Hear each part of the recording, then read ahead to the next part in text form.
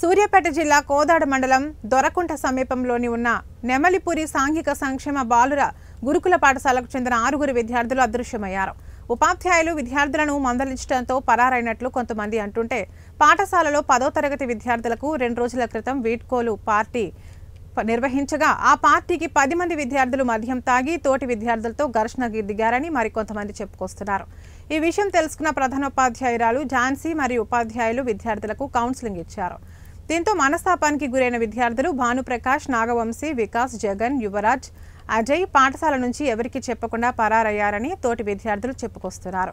విషయం తెలుసుకున్న టీచర్స్ తల్లిదండ్రులను ఆరా తీయగా ఇంటికి రాలేదని చెప్పడంతో రాత్రి వరకు ఎదురుచూసి ఫలితం లేకపోవడంతో కోదాడ గ్రామీణ పోలీస్ స్టేషన్లో ప్రిన్సిపల్ ఝాన్సీ ఫిర్యాదు చేశారు. సీసీ ఫుటేజ్ ఆధారంగా పరిశీలిస్తున్నామని ఎస్ఐ అనిల్ రెడ్డి తెలిపారు.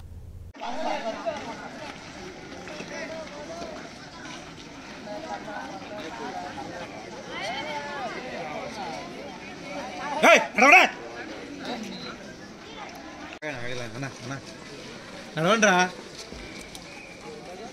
ఇదే టైప్లో జరిగింది. మరి ఆ 14 మంది కంట్రోల్ ఉంచుదామని వాళ్ళు